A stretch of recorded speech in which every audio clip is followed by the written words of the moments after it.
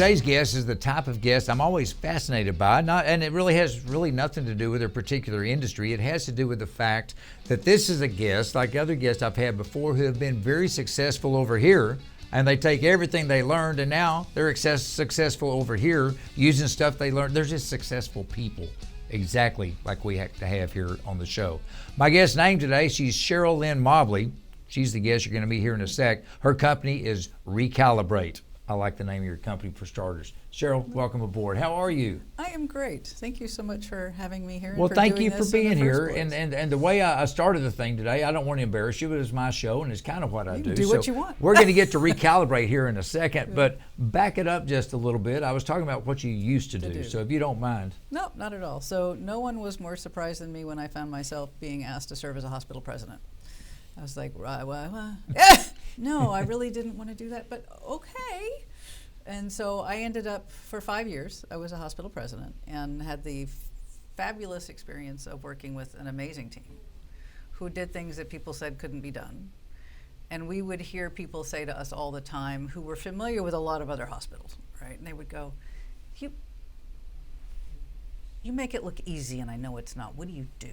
Mm-hmm. Or when they would come to our board meetings, they would go, your board meetings are so different than everybody else's, right? And so it's like, well, we actually live this. Right? This is the way we are all the time. We don't show up any differently for you. And so our team, I'm not a clinical person, which made me kind of an unusual animal to be leading a hospital. Sometimes you're clinical, sometimes you're not. But our clinical people were fabulous and did so many amazing things that allowed us not only to help our patients, but they discovered some things and created some new ways to take care of patients that kept them safer, that was spread out way beyond us.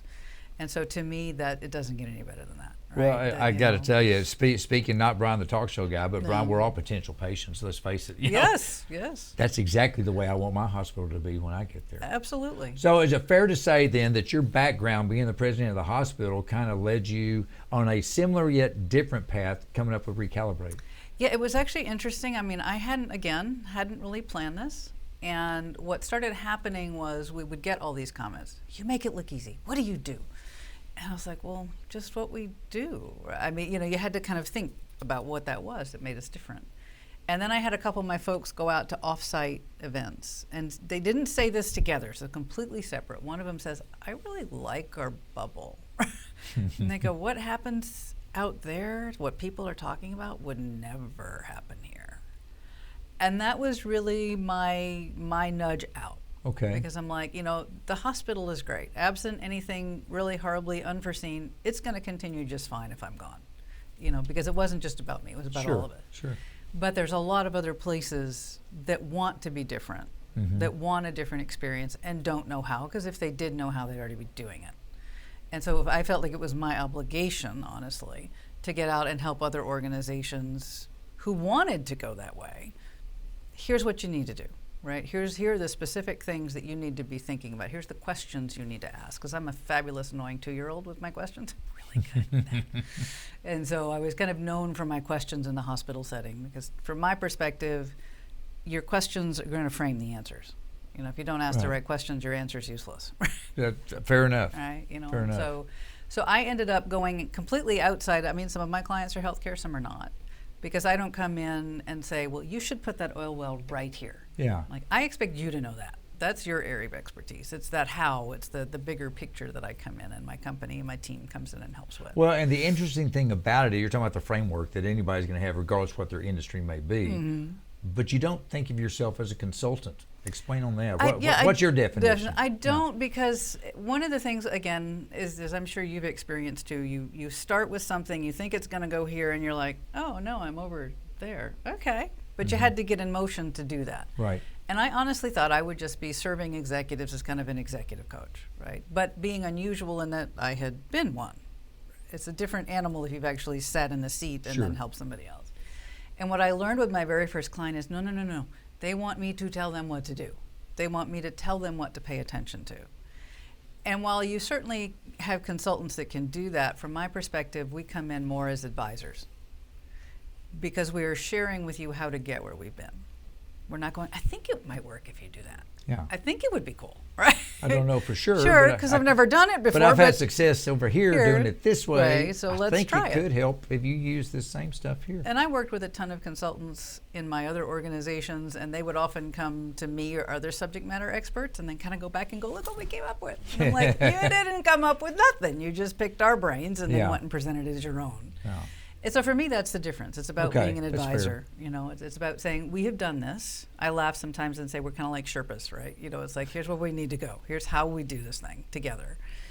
As opposed to, I think it would be good, and here's the list, and for the next 30 years, we're going to be here. Well, I think the big key ingredient, though, is you have experiential knowledge because you've done it before. Mm-hmm. You know, you're not just, let's all go over here and learn how to do it. You've already learned how to do it. Let me show you what's worked for me. Now, let me ask you this. As we mentioned, you don't necessarily, the people you work with now aren't necessarily in the medical field. They're in other fields. But are there other fields that you don't work with or wouldn't work with, other types of clients that you're like, That's a great question. So for us, it's about kind of two things. One, it's about size. So typically, the smallest clients we work with are usually at 30 million top line revenue as the floor for us, and then up to your large multinational organizations. Wow. The smaller organizations are fabulous and they're great, but there's people a lot better than me that can help them. So that's one answer. Mm-hmm. The other answer is we don't do train wrecks. Right, you know, gotcha. And they're, again, people better than us to do that. Mm-hmm. So we work with people who are already good and go, but there's more. I know there's more. I'm not tapping into it. I've done everything I know to do.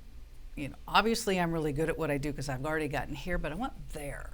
And so those are kind of our criteria, really, for who we work with. Tell me about BE99. I know it's a longer title than that, but we refer to it as B99. Yes. B99. Tell us, what is that? Is that the secret sauce, or what are we talking here?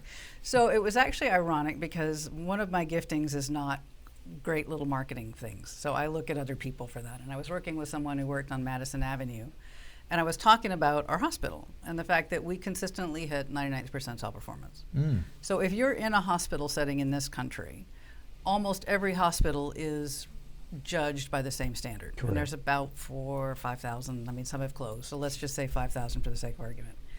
And you get measured on things like your patient and family satisfaction. You get measured on the quality of your outcomes. And then obviously internally, if you're not making money, you're not a business at some point. You still have to be able to do that, and people have to be, and your employee engagement is another big deal. So we were measured against others, and that's where we hit was 99th percentile performance. Consistently, year over year. This was part of what people like, you make it look easy. It was just repeatable for us. And this person from Madison Avenue, she goes, "You're B99, that's what you are." And I'm like, okay. Right? All right. So that's where it came from. It's catchy. Yeah, but it's certainly a lot easier to say than 99th percentile, right? No, but that's what it means. People will remember that, though. And so it is about, everyone's journey who wants to take it to 99th percentile performance. Now, B51 wouldn't be quite as successful. Yeah, I wouldn't get excited about, let's be average, yes. Well, and what you're doing, though, with the whole B99 thing is everybody, when you're into business, you've been going away, you develop a playbook, and then it gets stale, and you just keep running the same plays. Or whether it works or not, it's all you know. But you roll in, and you help take that, okay, we're going to add these over here, these new plays. Is that good? I like to use sports analogies. Absolutely, yeah. And the playbook, again, is another term because we've all done things that have gotten us successfully to where we are. But at some point, it stops working, either because you want to go to another level and that playbook just doesn't have it, right? It was designed to do what it did, but it's not designed for this. Or things like COVID happens. Yeah. And you're like, that was not in any of our planning, really, somehow. That just didn't show up in our strategic planning, But it's still, what are the underlying questions? What's the focus? And so it's about, this is a proven playbook, the B99 framework. And the way it's organized is, I have 7 drivers that I articulated are different for organizations that are at 99th percentile performance. I pulled those out.